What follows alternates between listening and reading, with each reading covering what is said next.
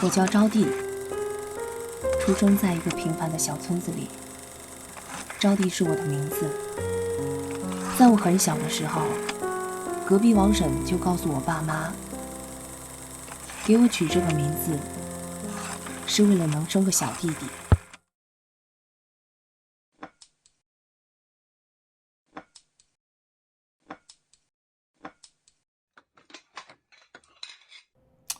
鸡腿放下，让给弟弟吃。招娣爱吃鸡脖子是不是？来，妈夹给你啊。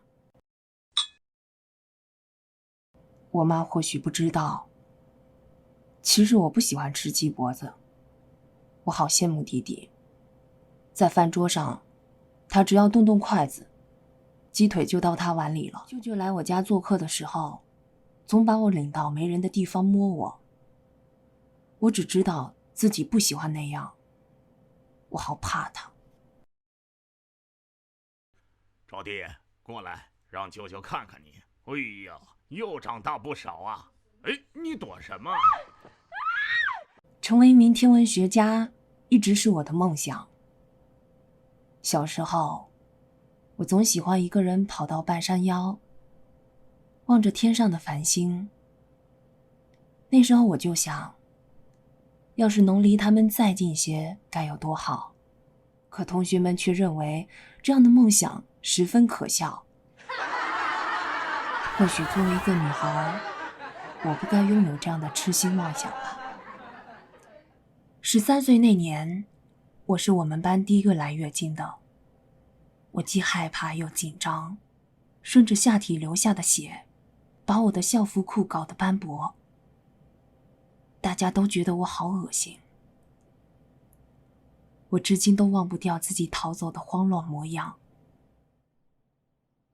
通过我的努力，我成为了这个小村子里少有的大学生。我曾梦想着能逃离这个小村子，我的父母以及我的命运，可这一切还是被毁了。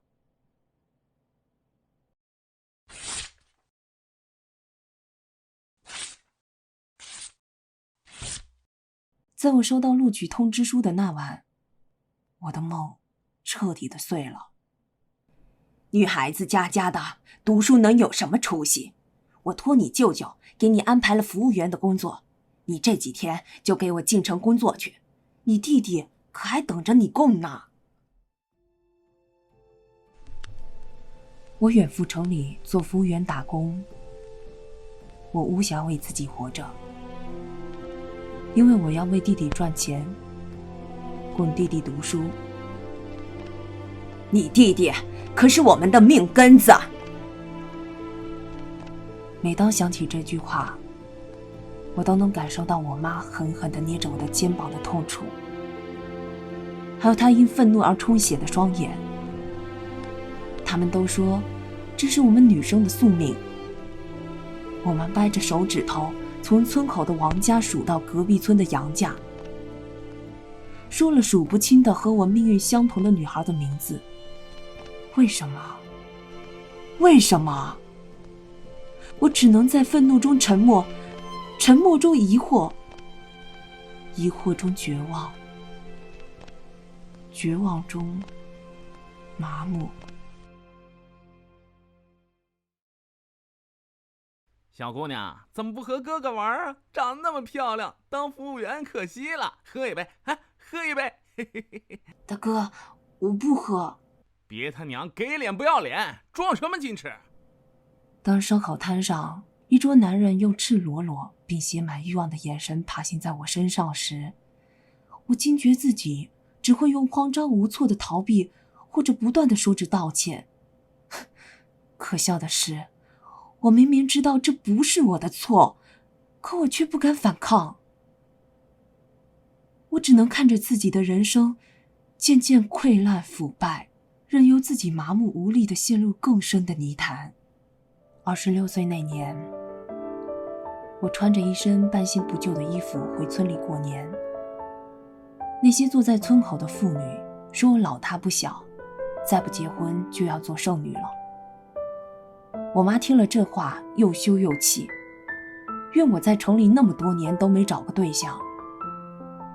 可像我这样的条件，又要给弟买房，又要供家里的，谁愿意娶我？我终究还是忍下了在心里翻滚的委屈，顺从了我妈的安排，嫁给了个出租车司机。我本以为婚姻是我人生的浮木，谁知道却是海面上的滔天巨浪，还没等我喘息，就将我打入又一个深渊。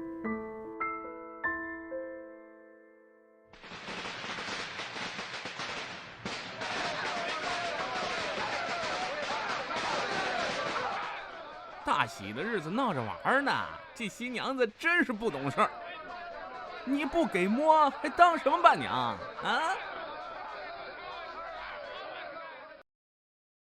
我本以为在场至少会有人制止这样的行为，可没有，甚至我的丈夫都一言不发。我尽心尽力地服侍了老公2年，在这期间忍下了他时阴时晴的坏脾气，对饭菜的挑剔与不顺心时的辱骂和巴掌。生活的重担压垮了我的脊梁，而丈夫的暴力化作了禁锢住我的枷锁。我好累啊，累得不想再反抗，不想再逃离了。曾有人劝我离婚，叫我不要如此软弱，可我能逃到哪里去呢？有时候我就在想，忍一忍，把这段日子熬过去就好了。我本以为我所付出的至少能换来一段稳定的婚姻。我出轨还不是因为你整天像个黄脸婆一样啊？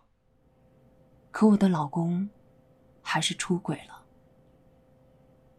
他的衣服上明目张胆的唇影和藏在衣服里头的头发，好似一条狰狞的伤疤，无时无刻不折磨着我。我不明白，我还需要做得多好，才能挽回我支离破碎的家庭？你和我儿子结婚那么久，都没给我生个大孙子，别的女人能生，嘿，我还就愿意抬举人家。我的人生就这样走到了一个名为生死路的分岔路口。生路那边是我岌岌可危即将破碎的家庭，死路那边好像是距离我生命中太过遥远的东西。天平的重心在不断地摇晃，而孩子已经成为我手中最后的砝码与救赎。希望是个男孩就好了。从几何时，我也开始这样想。妈，你能听见我说话吗？当我躺在病床上，逐渐闭上眼时，恍然惊觉，这辈子就这样过去了。父母的期盼组成了一个年幼的招娣，而在漫漫岁月里，这个招娣又成了许许多多个角色。我是别人的姐姐、妻子、母亲，可我从未做过一回自己。在最后的一刻，我想和儿媳妇说声对不起。这些年，我都没有好好待她。其实，每当我看见儿媳妇时，都有种不知源于何处的怒火与不甘。我或许是在报复她吧，又或是在报复我的不幸。这就是我的一生了。招娣的一生，如果仍有下辈子，算了，还是不要有下辈子的好。